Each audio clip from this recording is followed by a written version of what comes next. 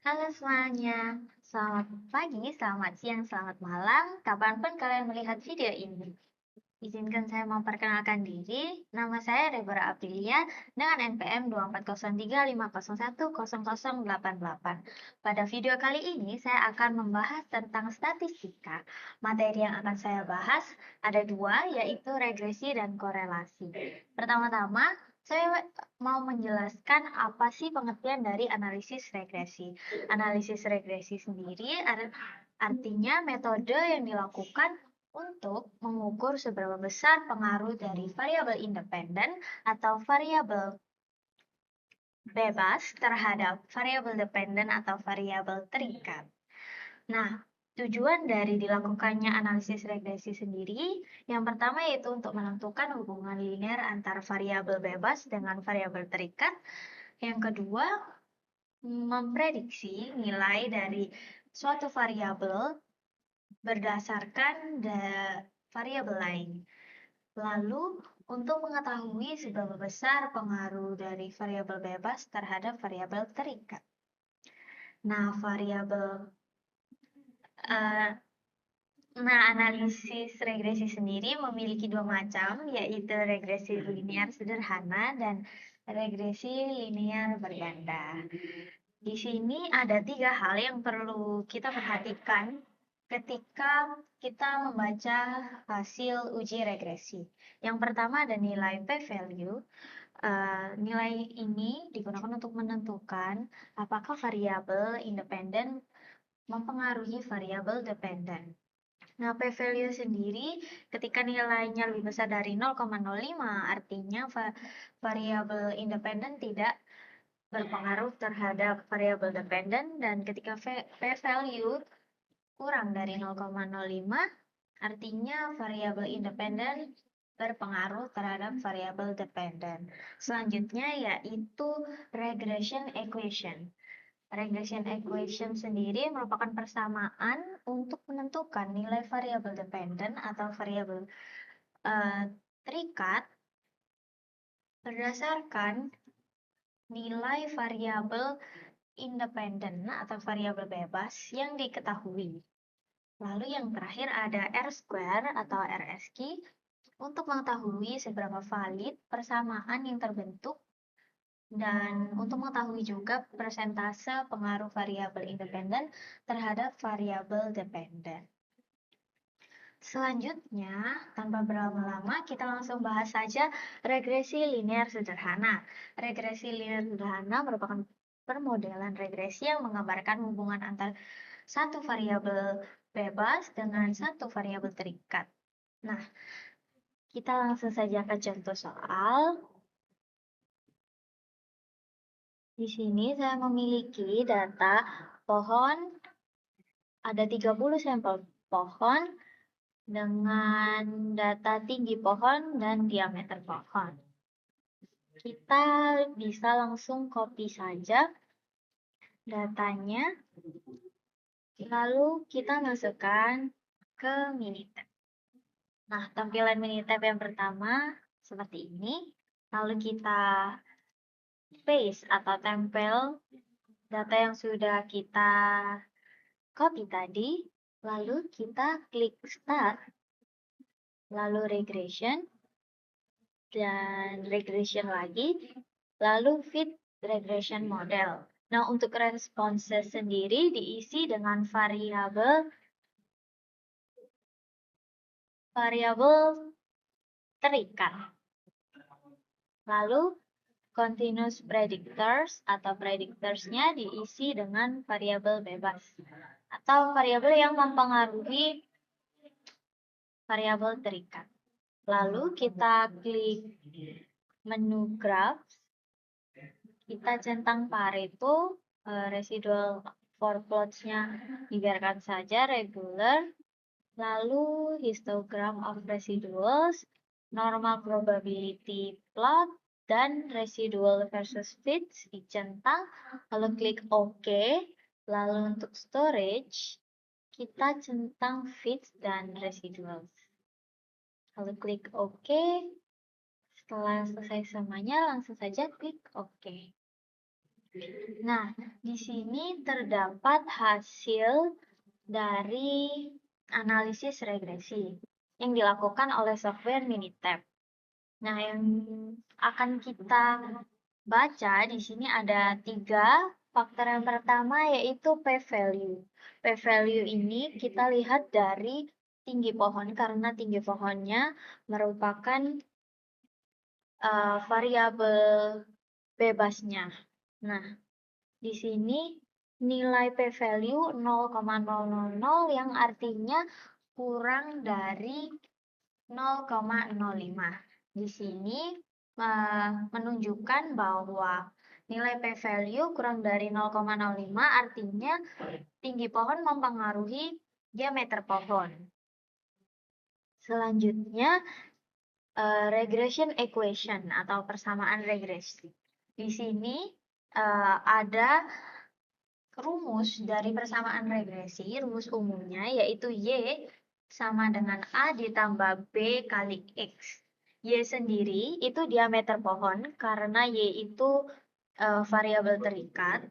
Lalu A-nya di sini minus 24,38, yaitu nilai Y ketika X sama dengan 0, karena ini negatif, maka nilai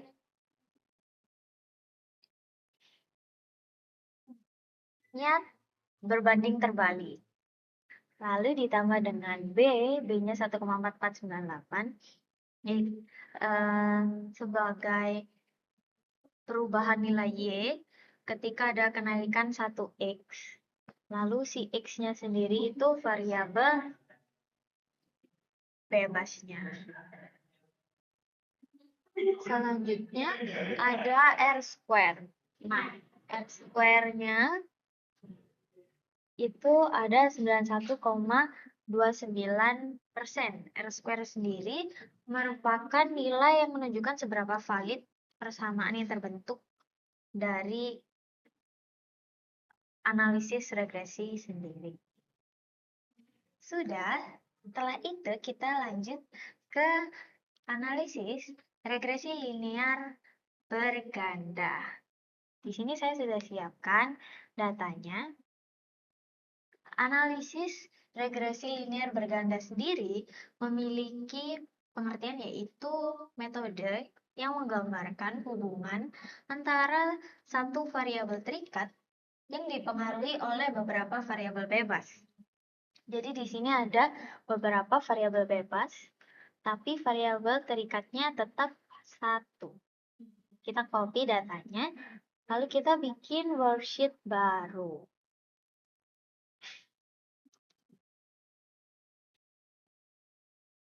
Nah, dari sini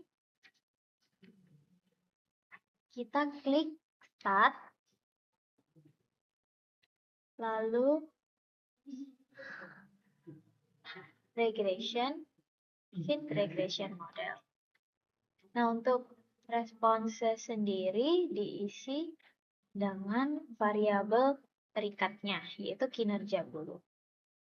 Lalu continuous predictors-nya diisi dengan 3 variabel bebas, yaitu kedisiplinan, kejujuran, dan motivasi kerja. Untuk opsi graphs-nya sama seperti tadi, Pareto dicentang, lalu histogram of residual, normal probability, dan residual versus fits dicentang, lalu storage-nya, fits and residuals-nya dicentang.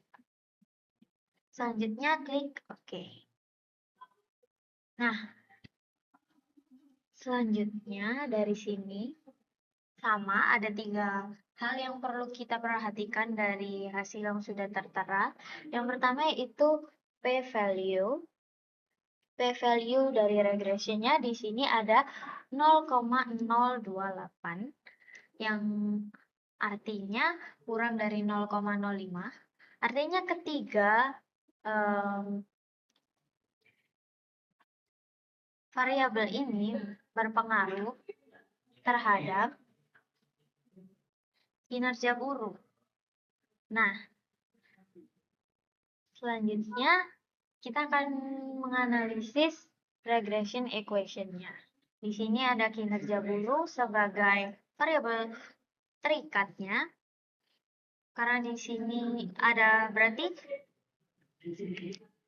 persamaan umum regresi linear berganda, yaitu Y sama dengan A ditambah B1 kali X1 ditambah B2 kali X2 dan seterusnya. Nah, di sini A-nya 36,8, artinya nilai Y saat X sama dengan 0 itu searah karena positif. Selanjutnya, untuk variabel bebasnya, karena ada 3, jadi ini X1, B1-nya 0,070, X1-nya kedisiplinan, lalu B2-nya 0,128, X2-nya kejujuran, dan ditambah B3-nya 0,336, X3-nya motivasi kerja. Selanjutnya ada yang perlu kita analisis, yaitu R-square. Di sini ada R-square-nya menunjukkan 29,12%. Artinya kevalitan persamaan yang dihasilkan ini sebesar 29,12%. Oke, selanjutnya terakhir dan ketiga, yaitu materi tentang korelasi. Sebelum itu, saya mau menjelaskan apa itu korelasi. Korelasi merupakan metode yang digunakan untuk mengetahui hubungan antar variabel yang dinyatakan dengan besarnya nilai koefisien korelasi. Nah, korelasi sendiri memiliki banyak jenis, yaitu Pearson product moment, rasio, Spearman, tetrakorik, serial, poin serial. Nah, di sini kami pakai yang korelasi Pearson atau R, dilambangkan dengan R. Tujuan dari dilakukannya analisis korelasi ini untuk mengetahui arah hubungan antar variabel. Jika positif berarti berbanding lurus, dan jika negatif berarti berbanding terbalik. Selanjutnya, untuk mengetahui seberapa kuat hubungan keeratan antara dua variabel, lalu untuk mendeteksi hubungan antar variabel sebelum mendeteksi pengaruh, karena analisis korelasi ini sebaiknya dilakukan sebelum analisis regresi untuk mengetahui hubungannya. Lalu uji korelasi ini digunakan tidak untuk menunjukkan hubungan kausalitas, melainkan hanya menunjukkan keterkaitan. Oke, kita akan langsung saja ke contoh soal. Di sini saya sudah menyiapkan data dari sistem pembelajaran, fasilitas pembelajaran, dan prestasi mahasiswa. Kita langsung bikin worksheet baru, lalu copy, lalu kita klik start, basic statistik, correlation. Kita masukkan ketiga variabelnya. Lalu untuk option, pilih Pearson correlation dan confidence levelnya 95. Lalu pilih correlation and p-value. Oke, langsung oke saja. Hasilnya menunjukkan nilai R dari sistem pembelajaran terhadap prestasi mahasiswa yaitu 0,3, yang artinya korelasi cukup.